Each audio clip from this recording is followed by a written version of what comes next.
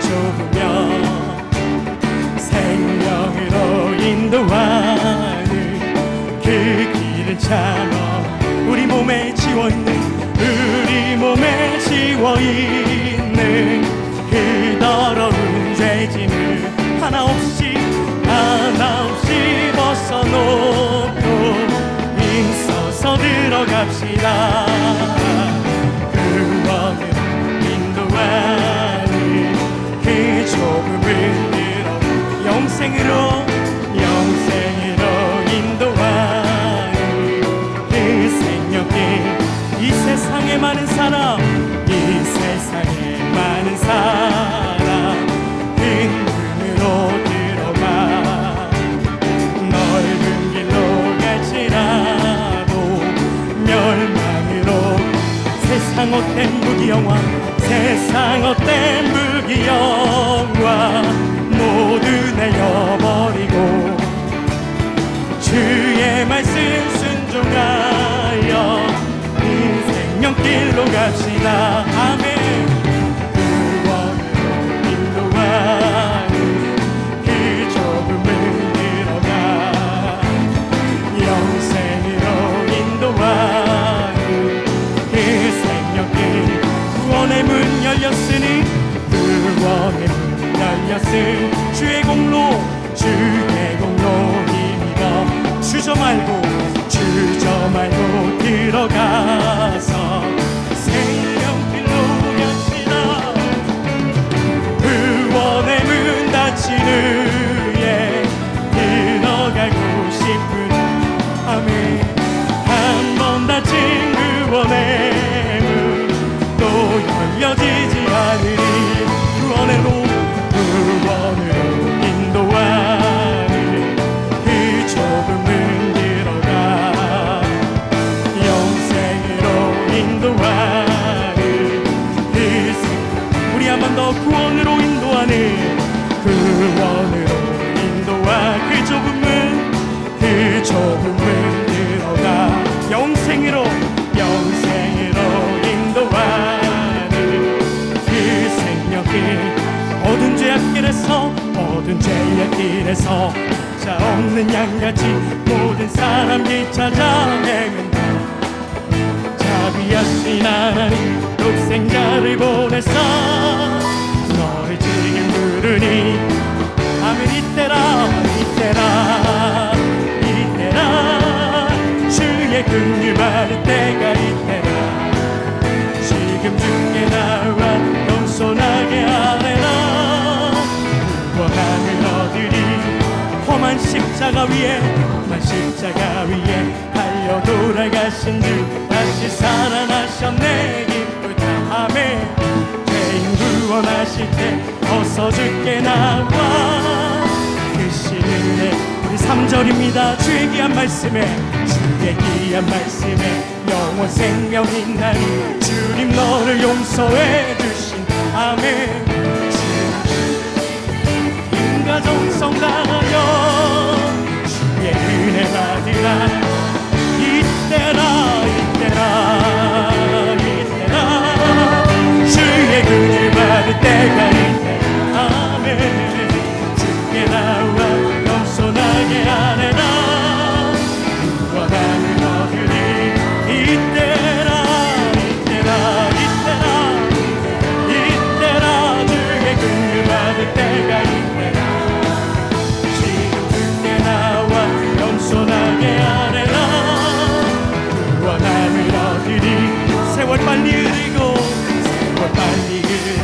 세상 친구가는 너의 영혼 오늘 밤 떠나고 주의 구원 받으며 천국에서 영원히 주와 함께 살리라. 이때라 주의 긍휼 받을 때가 이때라. 아멘. 지금 듣게 나와 겸손하게 하래라. 우리 한 번 더 믿음으로 선포합니다. 이때라 주의 긍휼 받을 때가 이때라. 지금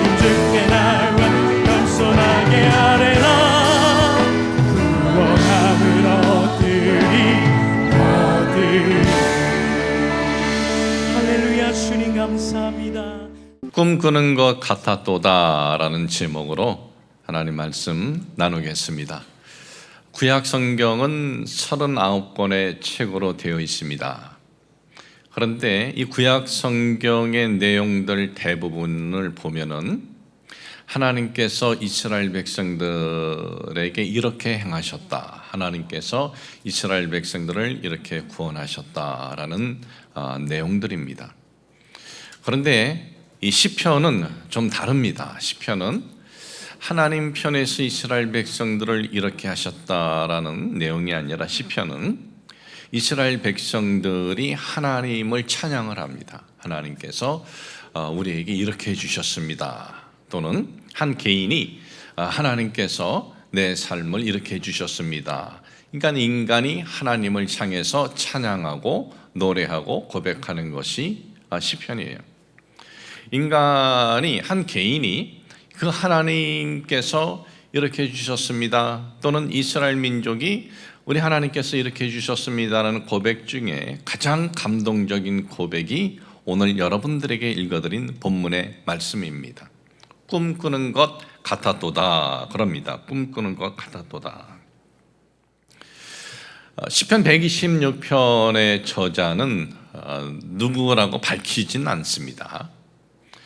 시편은 천년이라는 긴 역사 속에 여러 저자들이 있습니다. 그 중에 다윗이 가장 많은 시편을 이 시편의 저자고, 유명한 또 인물 하면은 모세도 있고 솔로몬도 있는데, 오늘 시편 126편의 저자는 기록되어 있지 않지만 누구일 것이다 라고 짐작이 되는 분들이 있어요.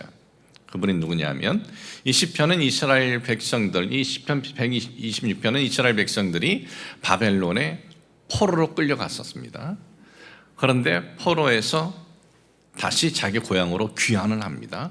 이 귀환을 한 이스라엘 공동체를 이끌어간 인물이 있습니다. 에스라, 선지자 에스라 또는 느헤미야. 이 두 분 중에 이제 한 분의 이 고백인데, 본문의 배경은 이스라엘이 망했습니다.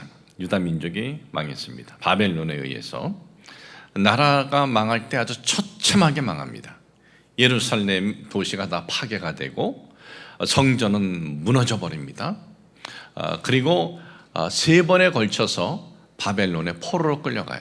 1차, 2차, 3차 세 번에 걸쳐서 포로로 끌려가고, 그러면 예루살렘, 이 고향 땅에 남은 사람들은 소수 인력들만 남아서 살고 있었고, 대부분이 다 타지로 포로로 끌려간 거예요. 그러면 끌려간 그 나라에서 어떻게 살았습니까? 물론 다니엘이나 다니엘의 친구들처럼 요직으로 있었던 이들도 있었지만, 그거는 소수고 대부분이 그냥 중노동, 일반 단순 노동으로 살거나, 또는 끌려간 나라에서 또 다른 나라로 노예로 팔림을 당합니다. 그런 환경이었다는 거예요. 참, 이게 성경 속에 있는 이야기고 또 우리가 체험하지 않은 이야기이기 때문에 우리에게 직접적으로 이 가슴에 참 와 닿지는 않을 겁니다. 그러나 한번 생각해 보십시오. 우리가 나라를 잃었습니다. 그리고 나라를 잃은 것으로 끝나는 것이 아니라 우리를 정복한 나라로 포로로 끌려갔습니다. 그 당시 예루살렘에서 바벨론까지 거리가 1500km나 되는 거리입니다. 가족과 헤어져야만 했습니다.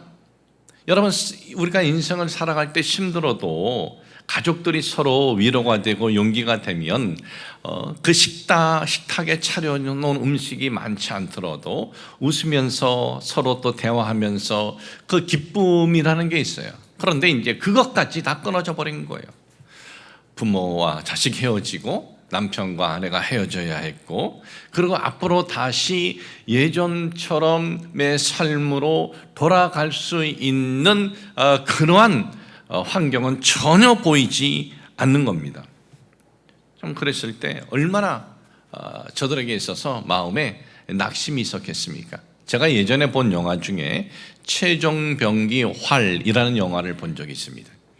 이것은 실제 우리나라 역사에 있었던 이제 사건을 배경으로 한 영화입니다. 참, 우리나라는 아픔이 많은 나라입니다. 우리나라는 참 살면서 다른 나라를 참 이 침범해 본 적은 없고 그냥 당하기만 살았던 아픔이 많은 민족이에요.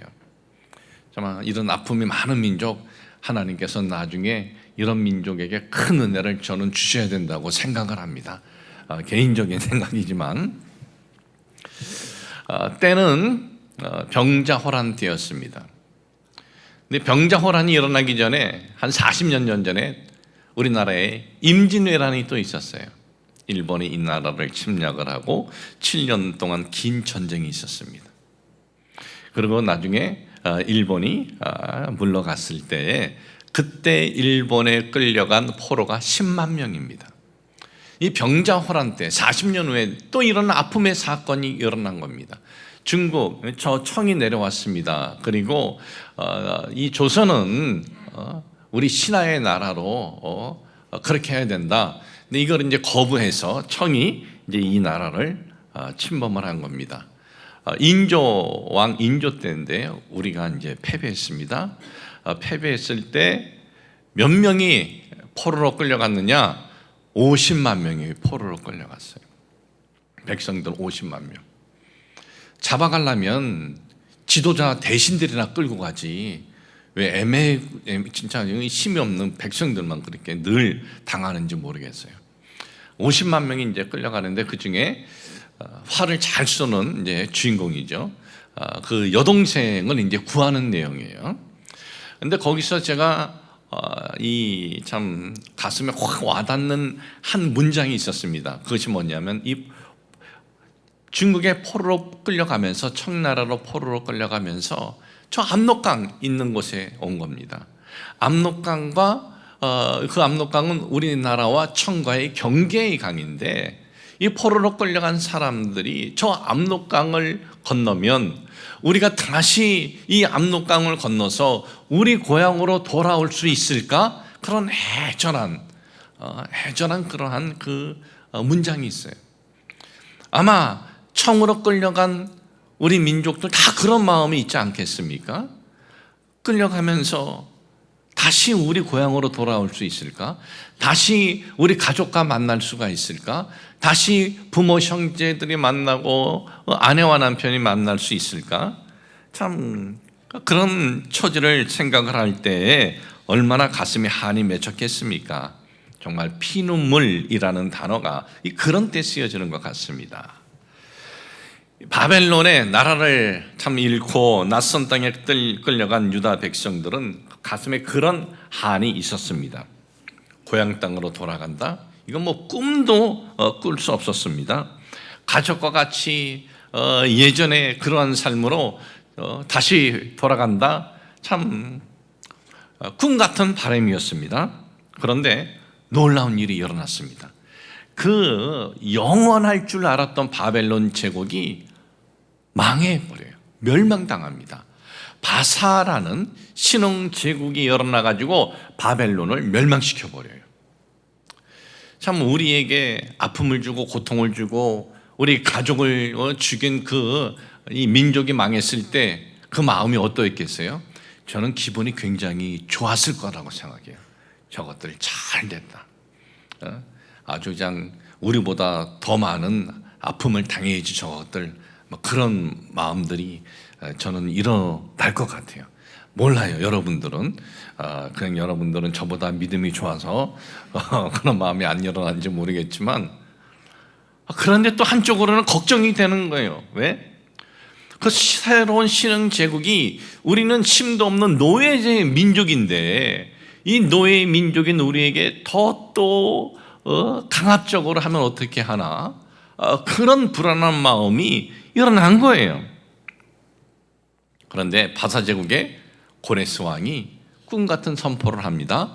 유다 민족을 고향 땅으로 보내라 그런 거예요. 유다 민족을 고향 땅으로 보내라. 이 고레스 왕이 그 유다 민족에게 자유를 선포하고 그리고 해방을 선포한 것입니다. 이것은 정말 꿈 같은 일이었던 것입니다. 포로에서 다시 자기 땅으로 돌아온다. 이 귀환의 사건은 참 이게 꿈이냐 생시냐 할 정도의 사건이었다라는 것입니다. 야, 우리가 다시 우리 땅으로 돌아가다니, 우리가 다시 부모와 형제가 같이 만나고, 그리고 아내와 남편이 다시 만나서 예전의 그 삶을 회복하다니, 너무나 이들은 감사하고 기쁘고, 그래서 표현을 이렇게 했습니다. 오늘 이 읽어드린 시편 126편 2절에 보니까, 그때 우리 입에는 웃음이 가득하고 우리 혀에는 찬양이 찼었도다. 그때 문나라 가운데에 말하기를 야훼께서 그들을 위하여 큰 일을 행하셨다 하였도다 그랬어요. 입에는 웃음이 가득하고 이렇게 되어 있어요. 이 원어의 의미의 뜻은 자유와 해방은 순식간에 일어난 겁니다. 고레스 왕의 선포로 바로 자유와 해방은 순식간에 이루어졌습니다. 그런데 그 입에 웃음이 가득하고라는 것은 그 기쁨은 오랫동안 지속이 되었다는 거예요. 생각하면 할수록 너무나 기뻤다는 거예요. 바로 그렇게 표현하고 있습니다.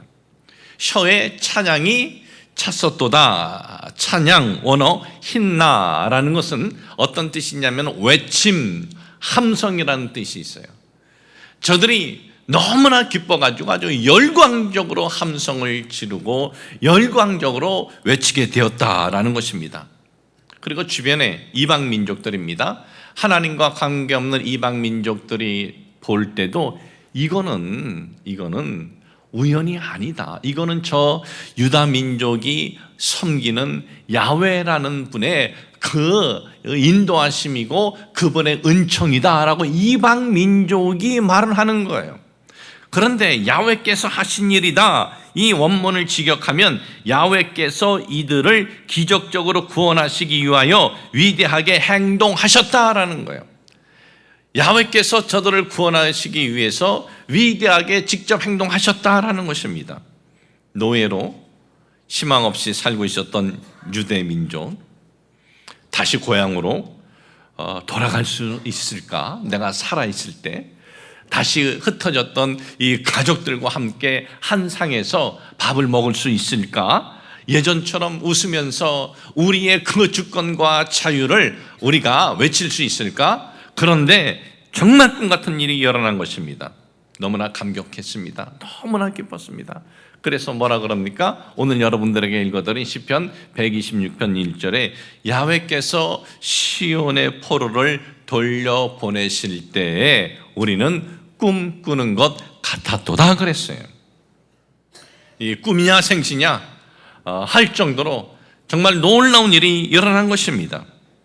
참 이렇게 놀라운 일이 일어난 것이 무슨 유대 민족에게 무슨 영향력이 있어서 일어났습니까? 영향력? 예, 그런 거 없었습니다.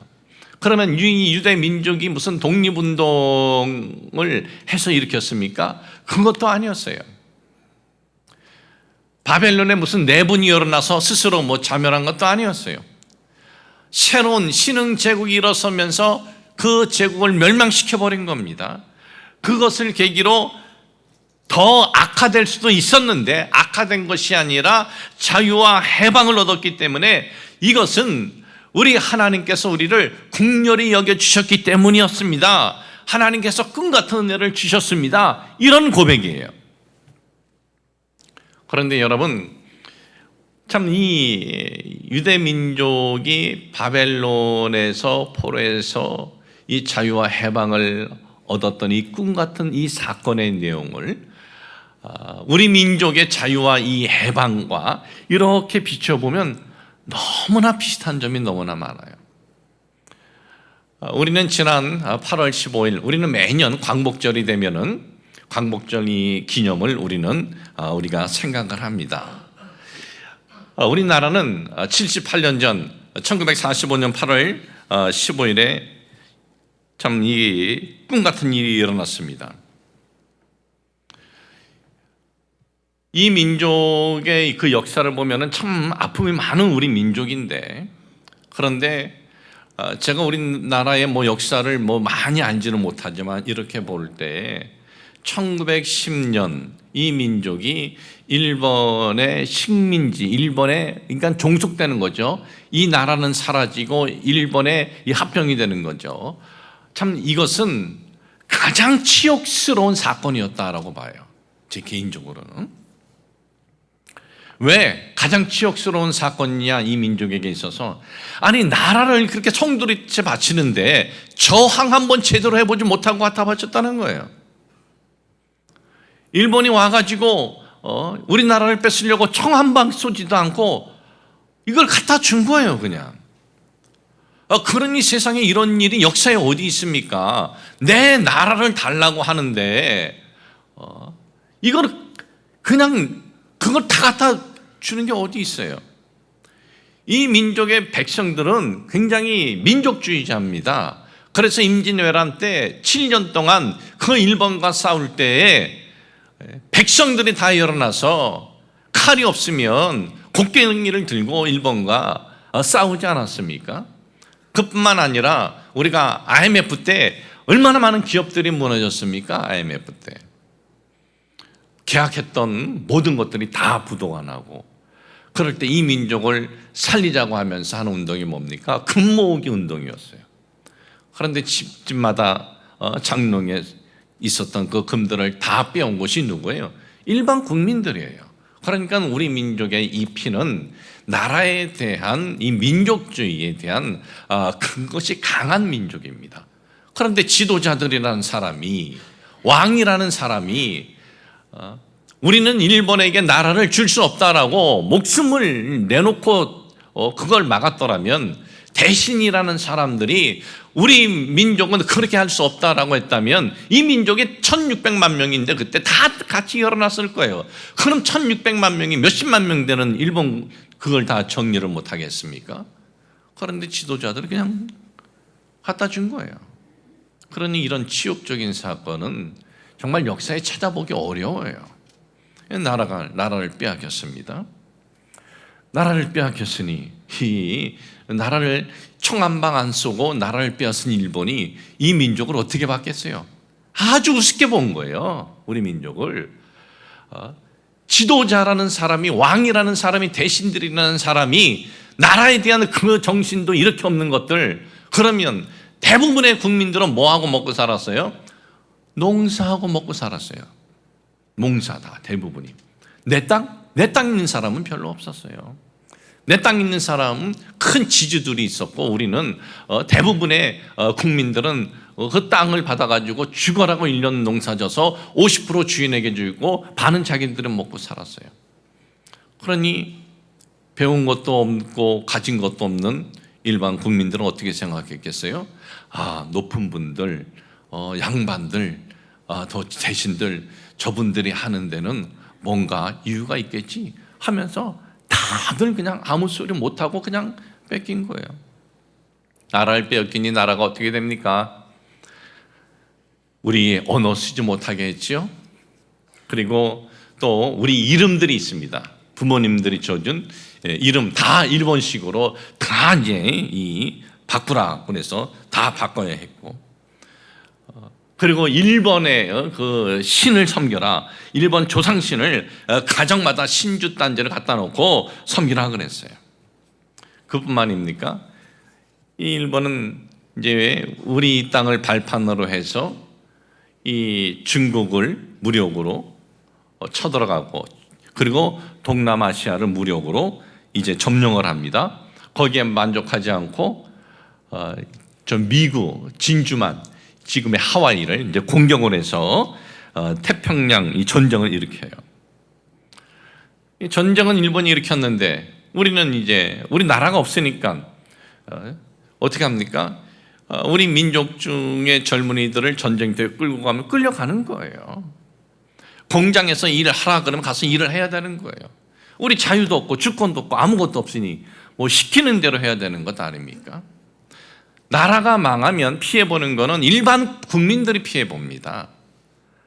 영향력 있는 사람들 그리고 지도자들은 다 자기 피해갈 것 다 준비해놔버리고, 그렇기 때문에 우리는 정말 나라가 건강해야 되고 부강해야 되는 것은 바로 우리들을 위해서 우리가 그런 정신을 가지고 그런 기도를 해야 되는 거예요.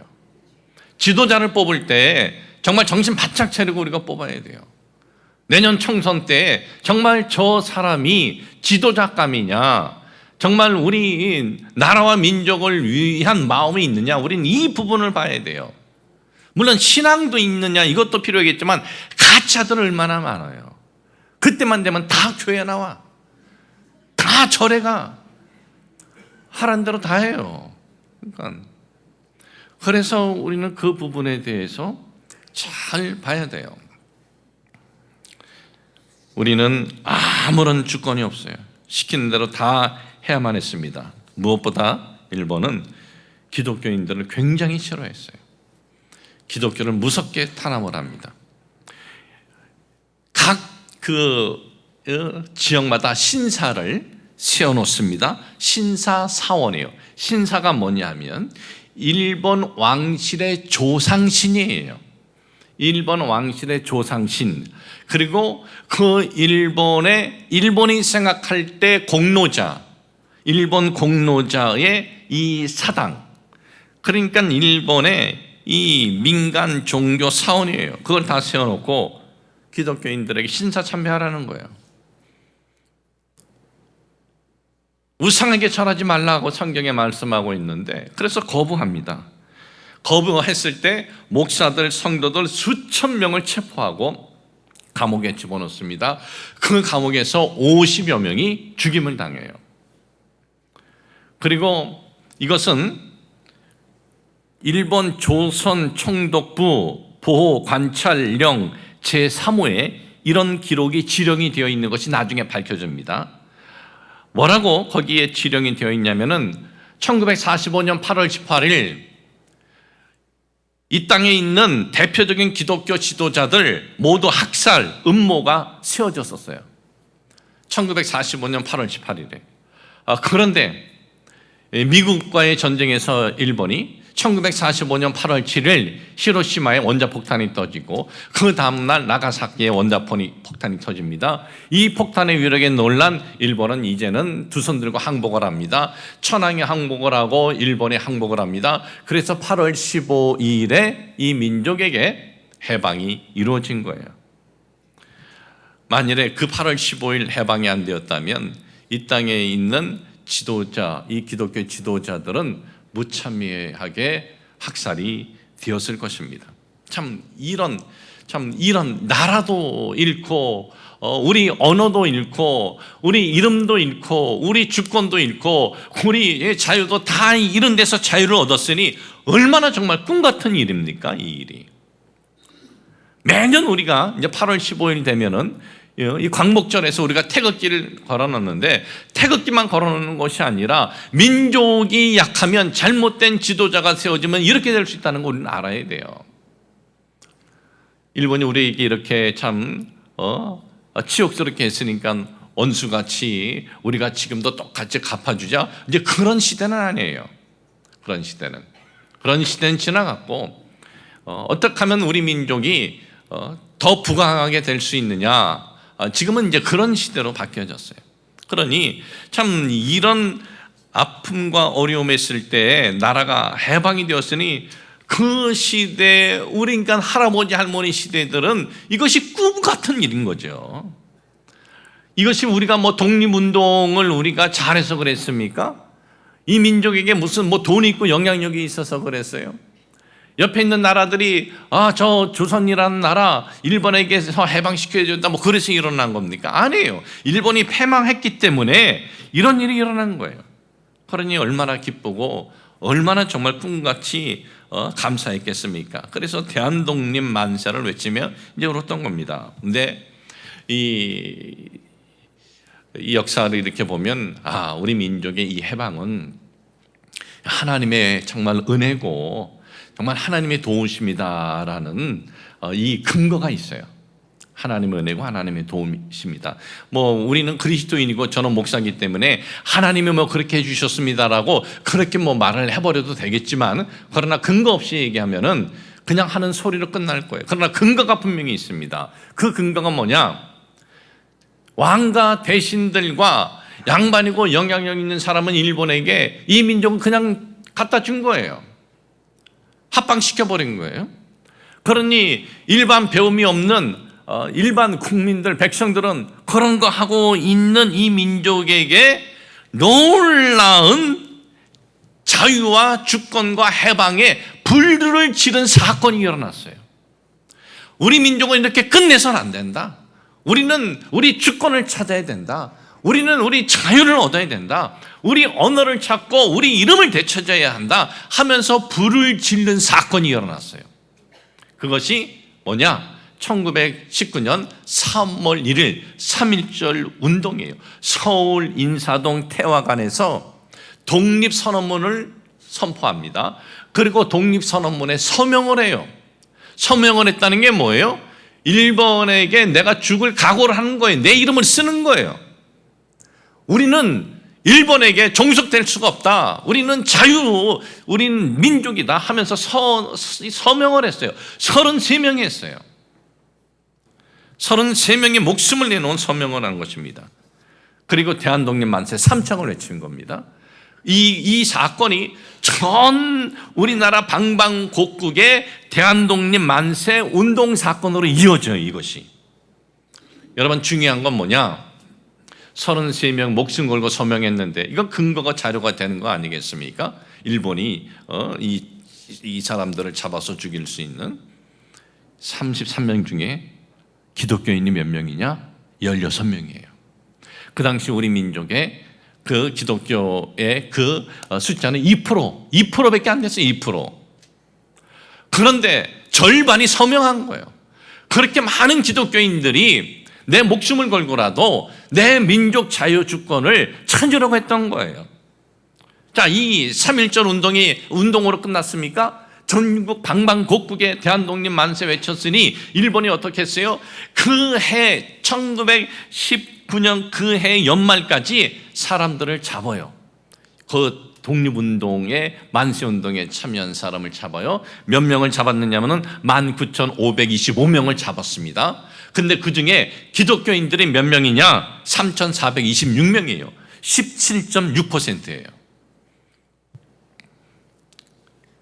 이 땅의 기독교인이 2%밖에 못 미쳤을 때 가장 많은 기독교인들이 내 나라 주권을 찾겠다고 외쳤다는 거예요. 이것이.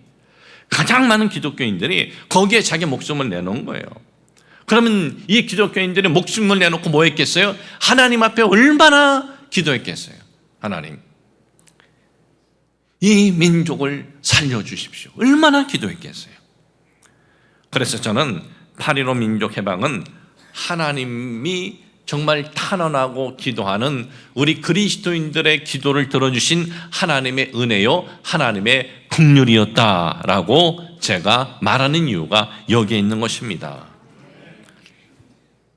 참 오늘날도 어떻게든 이 세상은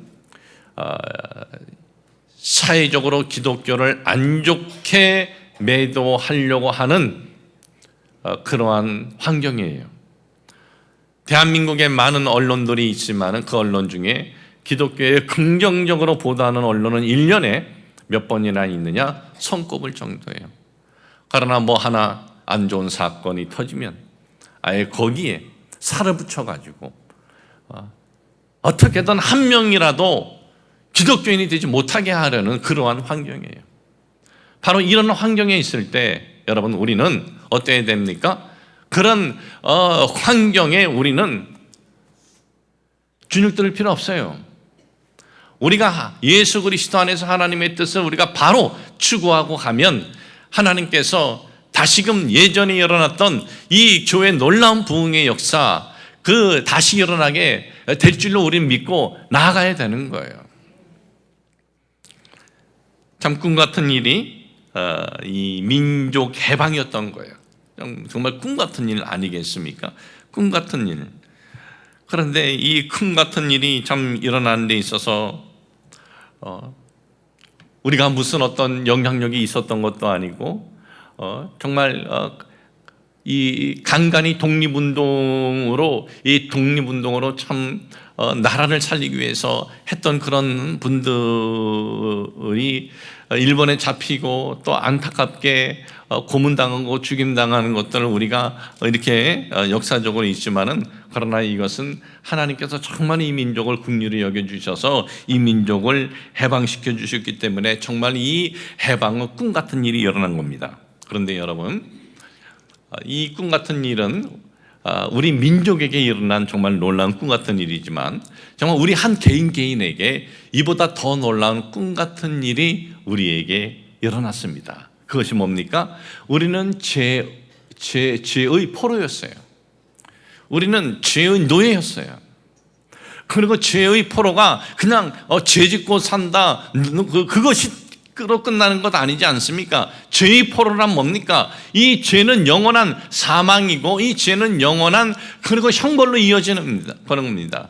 그런데 거기서 하나님께서 우리를 자유를 주시고 해방을 주시기 위해서 어떻게 하셨습니까?